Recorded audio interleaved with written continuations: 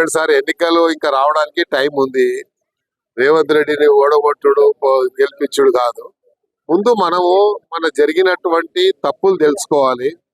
మరి ఏదో స్థామిత లేక మనం చేయకూడదు. ఎందుకంటే గురిగించ కింద ఉన్న మచ్చాగా ఎవరు తెలియదు, అది ప్రాబ్లం ఉంది. అందుకనే ఇప్పుడే కానీ ఒక స్థాయిలో ఉన్న వ్యక్తిని మనము తప్పుగా మాట్లాడితే ఆ స్థాయి ఉన్న వ్యక్తి కూడా కిందికి వచ్చి మాట్లాడాల్సి వస్తుంది. అందుకనే వీళ్ళే కదా మరి ముఖ్యమంత్రిని ఏకవచనంతో సంబోధించడము, నోటికి వచ్చినట్టు మాట్లాడడం, ఎవరైనా కానీ ఒక స్థాయిలో ఉన్న వ్యక్తికి మర్యాద ఇవ్వడం అనేది అది ప్రజాస్వామ్యంలో అది మన బాధ్యత.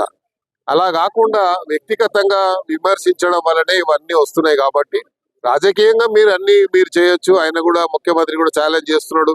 మేము చేసిన అభివృద్ధి విషయంలో కానీ మేము ఇచ్చిన మరి పెట్టినటువంటి స్కీమ్స్ మేము జరగలేదు అంటే ఎక్కడైనా సరే ఏ వేదికమైనా ఛాలెంజ్ విసురుతున్నాడు. కాబట్టి ఆ ఛాలెంజ్ కు యాక్సెప్ట్ చేయకుండా మనం ఏకవచనంతో ముఖ్యమంత్రిని తిట్టడం వల్లనే ఇవన్నీ సమస్యలు వస్తున్నాయి. కాబట్టి మీరు అభివృద్ధి విషయంలో ఇచ్చినటువంటి స్కీమ్స్ ఏవైతే గ్యారంటీలు ఇచ్చిండ్రో ఆ గ్యారంటీలు జరగలేదని మీరు అంటారు, జరుగుతున్నాయని మేము చెప్తున్నాం. కాబట్టి జరుగుతున్నాయి ఎక్కడ అనేది మీరు చర్చకు వస్తే చెప్తామని ముఖ్యమంత్రి గారు చెప్పారు, మంత్రులు చెప్తారు. కాబట్టి దాని మీద స్పందిస్తే బాగుంటుంది.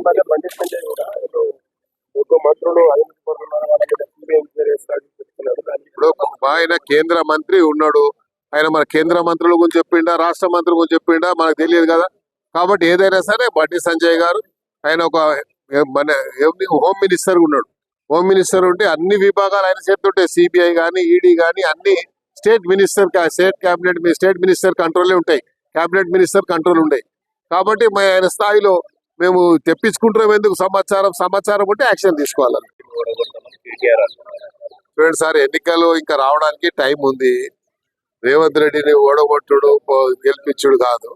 ముందు మనము మన జరిగినటువంటి తప్పులు తెలుసుకోవాలి. మరి ఏదో స్థామిత లేక మనం చేయకూడదు. ఎందుకంటే గురిగించ కింద ఉన్న మచ్చాగా ఎవరు తెలియదు, అది ప్రాబ్లం ఉంది. అందుకనే ఇప్పుడే కానీ ఒక స్థాయిలో ఉన్న వ్యక్తిని మనము తప్పుగా మాట్లాడితే ఆ స్థాయి ఉన్న వ్యక్తి కూడా కిందికి వచ్చి మాట్లాడాల్సి వస్తుంది.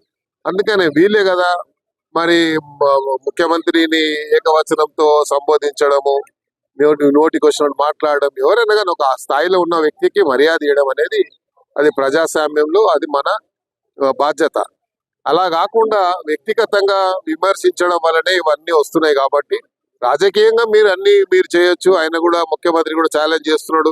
మేము చేసిన అభివృద్ధి విషయంలో కానీ మేము ఇచ్చిన మరి పెట్టినటువంటి స్కీమ్స్ మేము జరగలేదు అంటే ఎక్కడైనా సరే ఏ వేదికమైనా ఛాలెంజ్ విసురుతున్నాడు. కాబట్టి ఆ ఛాలెంజ్ కు యాక్సెప్ట్ చేయకుండా మనం ఏకవచనంతో ముఖ్యమంత్రిని తిట్టడం వల్లనే ఇవన్నీ సమస్యలు వస్తున్నాయి. కాబట్టి మీరు అభివృద్ధి విషయంలో ఇచ్చినటువంటి స్కీమ్స్ ఏవైతే గ్యారంటీలు ఇచ్చిండ్రో ఆ గ్యారంటీలు జరగలేదని మీరు అంటారు, జరుగుతున్నాయని మేము చెప్తున్నాం. కాబట్టి జరుగుతున్నాయి ఎక్కడ అనేది మీరు చర్చకు వస్తే చెప్తామని ముఖ్యమంత్రి గారు చెప్పారు, మంత్రులు చెప్తారు. కాబట్టి దాని మీద స్పందిస్తే బాగుంటుంది.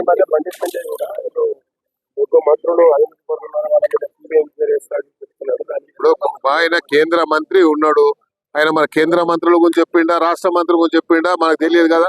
కాబట్టి ఏదైనా సరే బండి సంజయ్ గారు ఆయన ఒక మన హోమ్ మినిస్టర్ ఉన్నాడు.